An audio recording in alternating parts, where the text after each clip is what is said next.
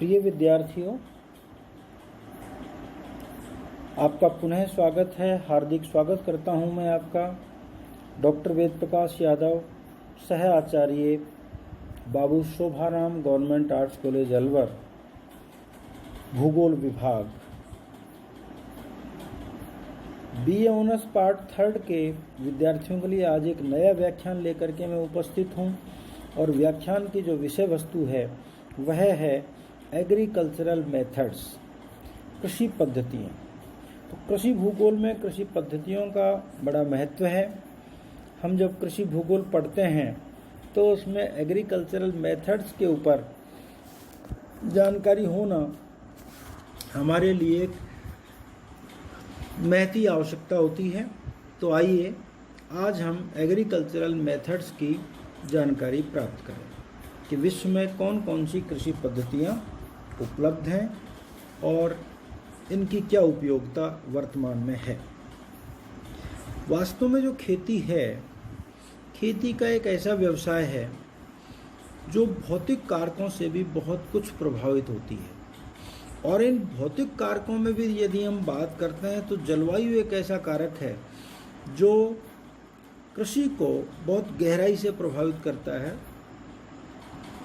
जलवायु के जो विभिन्न तत्व हैं, तापमान है, वर्षा है और आर्द्रता है, ये भिन्न भिन्न क्षेत्रों में भिन्न भिन्न पाई जाती है। जलवायु कटबंधों के आधार पर इनकी मात्राएं भिन्न भिन्न होती हैं और ये जो भिन्न भिन्न मात्राएं हैं, ये यदि हम ग्लोब पर देखें तो ध्रुवीय प्रदेशों में कुछ अलग किस्म की जलवायु है, वहाँ तापमान, वर्षा, आर्द्रता की दशाएं कुछ अलग हैं। तो विषुवतीय क्षेत्रों में कुछ भिन्न पाई जाती हैं। और यदि मध्य अक्षांशों की बात करें तो वो इन दोनों से भिन्न दशाओं वाला क्षेत्र है।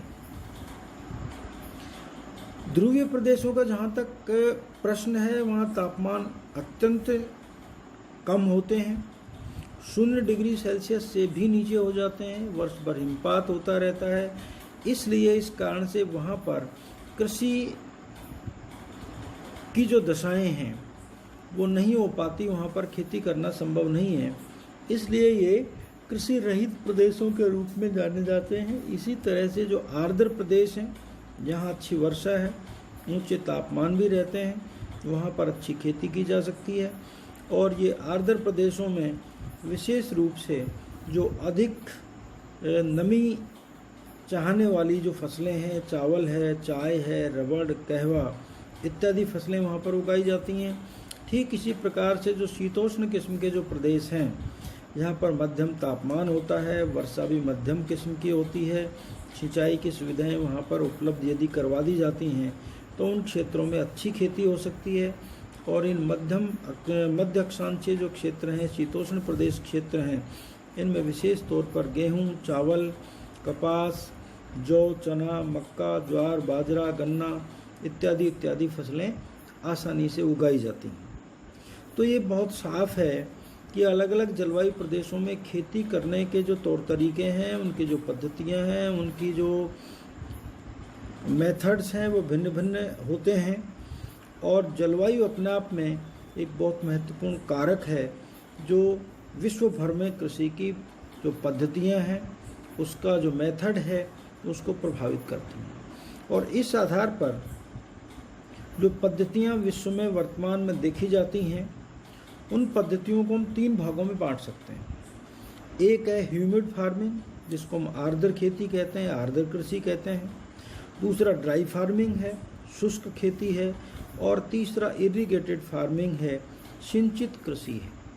तो ये 3 जो प्रणालियां हैं कृषि की, आर्द्र कृषि प्रणाली, शुष्क कृषि प्रणाली और सिंचित कृषि प्रणाली, ये 3 इसकी पद्धतियां हैं। ये बहुत ही महत्वपूर्ण है हमारे लिए, इनको समझना जरूरी है। तो आइए हम बात करते हैं ह्यूमिड फार्मिंग की। फसलों में आर्द्रता एक महत्वपूर्ण कारक है। बिना आर्द्रता के कोई भी पौधा पनप पाना संभव नहीं होता। इसलिए उनके विकास के लिए, उनकी वृद्धि के लिए, उनको जो पौधे को पूर्णता प्राप्त करने के लिए आर्द्रता की आवश्यकता होती है। और आर्द्रता वहाँ अधिक होती है जहाँ पर वर्षा की मात्रा अच्छी होती है। तो जहाँ वर्षा की मात्रा 250 सेंटीमीटर के आसपास है, तापमान भी उच्च रहते हैं जो 28 डिग्री सेल्सियस से 37 डिग्री सेल्सियस के आसपास रहते हैं, पर्याप्त सूर्य का प्रकाश भी मिलता है, उन क्षेत्रों में आर्द्र कृषि संभव होती है। तो आर्द्र कृषि के लिए जो आवश्यक भौगोलिक दशाएं हैं वो आपने समझ ली। तापमान 28 से 37 डिग्री सेल्सियस, पर्याप्त सूर्य की मात्रा, सूर्य के प्रकाश की मात्रा होनी चाहिए, और वर्षा वहाँ 250 सेंटीमीटर के आसपास औसत उसका होना चाहिए। तो उन क्षेत्रों में आर्द्र कृषि की जाती है। इस कृषि में किसी प्रकार की कोई सिंचाई की आवश्यकता नहीं होती। जो प्राकृतिक तरीके से आर्द्रता, नमी जो मिलती है उसमें ही फसलें उगाली जाती हैं। हवा में भी यहाँ नमी की मात्रा पर्याप्त रहती है, 70 से 80% तक सामान्यतः सापेक्ष आर्द्रता यहाँ पर पाई जाती है। इन क्षेत्रों में वर्ष में 2 या 3 फसलें आसानी से ली जाती हैं, विविधता वाली फसलें होती हैं। विशेष तौर पर अगर बात करें तो यहाँ पर अधिक आर्द्रता वाली जो फसलें हैं, चावल, गन्ना, रबर, जूट, चाय इत्यादि अधिक लेते हैं। इसके साथ ही जैसे चुकंदर और तिलहन जैसी फसलें भी यहाँ पर उगाई जाती हैं। अगर हम भौगोलिक दृष्टि से बात करें तो विषुवत-रेखीय जो क्षेत्र हैं वह ऐसी खेती के अंतर्गत आते हैं। तो जो हमारा भूमध्य रेखीय क्षेत्र है उसके आसपास के इलाके में चूँकि ये सारी दशाएं जो जलवायु संबंधी दशाएं हैं ये मिलती हैं, इस कारण से आर्द्र खेती का वही क्षेत्र एक सर्वाधिक उपयुक्त क्षेत्र है। दूसरा है ड्राई फार्मिंग, शुष्क खेती।